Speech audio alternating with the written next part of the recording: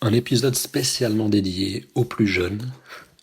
On va dire, je sais pas, les 13. Il y a des gens de 13 ans qui écoutent des podcasts, je crois pas.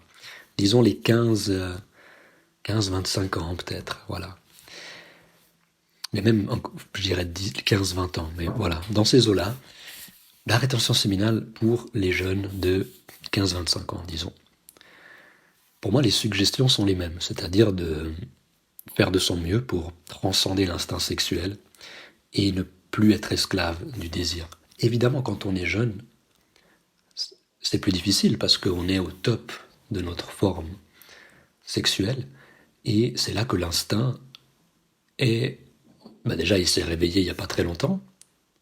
Enfin, je sais pas, on peut dire la sexualité, elle commence à 7 ans à se manifester, se développer de manière innocente et dans la découverte et dans, dans l'inconscience aussi en quelque sorte. C'est un petit peu, voilà, un peu vague et on découvre. Et mais dans l'adolescence, ça, avec la puberté, c'est là que ça explose pratiquement. Et donc, ça en fait une période difficile pour pratiquer la rétention séminale. Mais c'est pas, pour le moins, une mauvaise idée. Au contraire, les jeunes qui pratiquent la rétention séminale, mais ils sont garantis d'avoir une vie de succès, j'ai envie de dire. Je parle pas sur le plan forcément matériel et tout, parce qu'il y a il y a une obsession sur la réussite matérielle depuis pas mal de temps finalement, mais là, parmi les jeunes, ça s'amplifie ces dernières années parce qu'il y a Internet, parce qu'il y a plein de nouvelles opportunités, possibilités de réussir sur le plan matériel, financier, en faisant peu d'efforts. Il y a aussi des pièges, il y a des risques hein, quand on parle d'investissement et tout. Si on est trop jeune et qu'on se lance dans certaines choses, on n'est pas forcément assez conscient et assez développé pour mature aussi au niveau émotionnel pour pour être en sécurité dans certaines prises de risques. Enfin, certaines prises de risques vont être encore plus dangereuses, j'imagine, si on est trop jeune. Mais bref, sans divaguer plus que ça, ce que moi je suggère aux jeunes, c'est de faire de leur mieux pour canaliser cette énergie sexuelle. Mais évidemment, c'est dans la jeunesse que c'est le plus approprié de vivre cette énergie qui est naturellement plus, plus forte, tu vois. On a globalement plus d'énergie quand on est jeune, et ça a plus de sens d'expérimenter plein de choses qui sont plus ou moins stimulantes quand on est jeune que plus tard. Parce que quand on est jeune, il y a moins de conséquences sur le plan physique et sur les autres plans aussi. Notamment, on va récupérer plus vite. Si on a une grosse dépense d'énergie, qu'on fait la fête pendant 3 jours, on récupère plus vite à 20 ans qu'à 40 ans, quoi. Et, et puis c'est bien, je pense, voilà, de vivre ces choses, les choses qu'on vit généralement à ces âges-là, avec les gens qui ont les mêmes âges que nous. Et, et donc, sur le plan de la rétention séminale, qu'est-ce que ça veut dire prenons juste un jeune homme qui, voilà, il va, je sais pas, reprendre le système français, il va au lycée, il va peut-être à l'université, après il y a les premières années dans le monde du travail, mais restons un peu sur la période lycée-université. C'est une période très studieuse et en même temps il y a aussi le côté festif qui, je pense, est. Bon, il est lié à l'âge, il est lié au contexte aussi, hein. Il y a beaucoup d'énergie jeune qui est mise ensemble et qui crée cette agitation en quelque sorte, un peu naturelle. Et en plus, il y a le côté, on veut décompresser de l'intensité, du poids mental des études. Malheureusement, c'est pas la meilleure manière de décompresser, hein, de faire la fête avec des substances. Faire la fête, d'accord, hein, avec modération, mais si on rajoute des substances et qu'on ajoute, voilà, faire ça la nuit, tout ça, si on ajoute les ébats sexuels et tout ça, ça peut. Il n'y a rien de mal à tout ça, c'est naturel à ces âges-là, on va dire, surtout dans notre société. Je veux pas émettre de jugement moral ou quoi que ce soit, mais je sais plus qu'est-ce que je disais. Bref, c'est beaucoup d'agitation Et on prend ce jeune homme qui va à l'université, qui étudie, déjà lycée, université, il est entouré de filles, tu vois, il y a beaucoup de filles. Elles sont jolies, il est attiré, machin, il y a la tentation, etc. Ok, il va faire ses premières expériences. Et ma suggestion, c'est simplement de ne pas regarder de porno, ne pas se masturber et ne pas devenir accro aux orgasmes. Et d'avoir une vie sexuelle qui est la plus consciente possible. Et je sais que ça va être difficile ce que je vais dire, mais avec, j'imagine que je m'adresse vraiment à un jeune homme, avec dans tes premières relations intimes avec les filles, enfin première relation tout court, amoureuse ou quoi que ce soit, essaye de, comment dire, de repousser l'acte sexuel et ne pas évidemment, ça demande un niveau de conscience de ouf à cet âge-là. Je pense qu'il y a de plus en plus de jeunes qui sont conscients jeunes, enfin qui ont plus de conscience, et je pense qu'il y a une évolution et qu'il y a beaucoup de jeunes qui sont plus avancés, plus matures sur le plan émotionnel et mental que les jeunes de l'époque. Mais il y a aussi l'inverse, hein, il y a aussi des jeunes qui sont encore plus fucked up que les jeunes de l'époque, donc il y a rien d'absolu. Mais j'ai envie d'être optimiste et dire qu'on va vers le mieux et qu'il y a de plus en plus de jeunes qui sont en fait éveillés plus jeunes. Et voilà, c'est aussi parce qu'en fait, il y a, il y a de plus en plus de personnes qui naissent, qui sont sensibles, qui sont hypersensibles, à cause de la société hyper stimulée dans laquelle on vit. Et forcément, ça donne naissance à des gamins qui sont sensibles. C'est un peu un effet naturel. Il y a une surstimulation de la société dans l'humanité, dans l'humain, et la nature va créer une solution avec des êtres humains qui sont sensibles et qui vont pouvoir rééquilibrer cette surstimulation au fil des années, des décennies, des générations à venir. Mais donc voilà, au jeune homme, je dirais, fais de ton mieux, essaye de repousser l'acte sexuel avec ta copine, mais évidemment, je sais que ça risque d'être difficile de pas sauter dessus, surtout quand on a les hormones, quand la fille elle est au moment le plus chaud de son cycle menstruel et qu'elle a vraiment, il y a l'instinct qui la pousse, tu vois, à procréer. Donc elle va, voilà, il y a des énergies naturelles et des instincts qui font que c'est difficile de résister.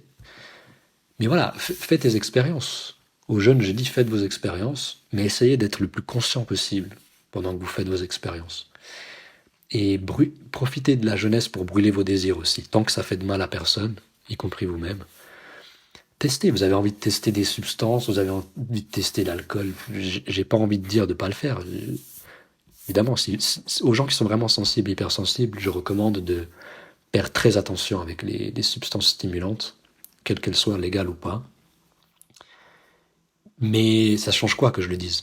Les gens vont faire leur expérience et c'est comme moi je parle de ma propre expérience, toi tu vas faire tirer ton bilan, tes conclusions à partir de ta propre expérience. Maintenant peut-être que tu es sensible et réceptif et que le fait que je te partage ça, tu vois, ça t'interpelle, ça te touche et puis du coup ça va peut-être juste, ça va pas te permettre de pas faire certaines erreurs ou de pas faire certaines expériences. Je dis pas que tout ce que je viens de dire c'est des erreurs, au contraire non, c'est des expériences, elles sont neutres et enfin, certaines expériences sont neutres, d'autres peuvent être clairement considérées comme des erreurs, mais si on apprend de ces erreurs, c'est pas vraiment des erreurs. Voilà, ça nous aide à devenir meilleur et à éviter de refaire ces erreurs et aller vers le mieux. Donc, je sais pas, essaye de peut-être, t'as une copine et tu peux lui suggérer, écoute, est-ce que ça te dit qu'on essaye d'avoir 20 rencarts avant de faire l'amour? Ou alors de se fréquenter 6 mois avant de faire l'amour. Peut-être que tu n'arriveras pas à faire ça dans tes premières relations. Peut-être que, je sais pas, il y aura juste un contexte, il y aura trop d'énergie sexuelle, trop de tension. Et voilà. Laissez-vous aller, faites-vous plaisir, ok, il n'y a pas de souci. Mais, au fil du temps, j'ai envie de t'inviter à expérimenter des nouvelles relations avec des nouvelles filles. Imaginons, avec quelques filles, tu as couché assez vite, tu vois. Tu as eu des relations éphémères, t'en as eu quelques-unes où ça a duré quelques temps, et peut-être tu as eu des relations assez fortes et longues, tu vois. Mais il y a eu, je sais pas, il y a eu du sexe assez vite, etc. Et ensuite, compare ces expériences-là avec une nouvelle relation, avec une nouvelle fille qui n'est pas nymphomane, sinon ça marcherait pas, et qui accepterait avec toi de repousser l'acte sexuel. Et passer 6 mois au moins, ou 20 rencarts, sans, sans sexe.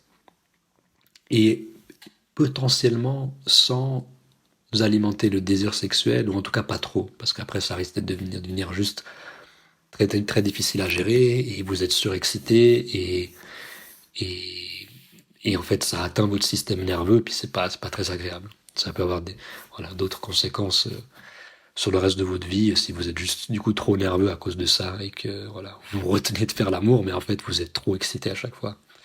C'est pas forcément la meilleure stratégie. Mais limiter l'excitation, de sorte à ce que ce soit gérable, et que vous puissiez être ensemble dans le calme, et apprécier, voilà, apprendre à vous connaître. Il y a plein de choses intéressantes à faire.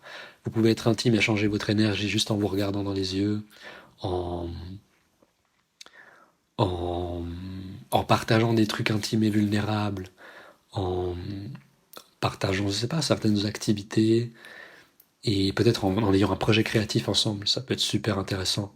Et en expérimentant l'énergie masculine et l'énergie féminine qui peuvent danser ensemble et évoluer, se développer, sans qu'il y ait forcément du sexe. Quitte à ce que voilà, ça puisse se faire plus tard, si ça fait sens pour vous. Et j'ai aussi envie d'inviter les jeunes à développer, à expérimenter des amours platoniques, des relations platoniques, où il n'y a pas du tout de sexe. Mais par contre, il y a un lien qui peut se développer, qui peut être assez intime.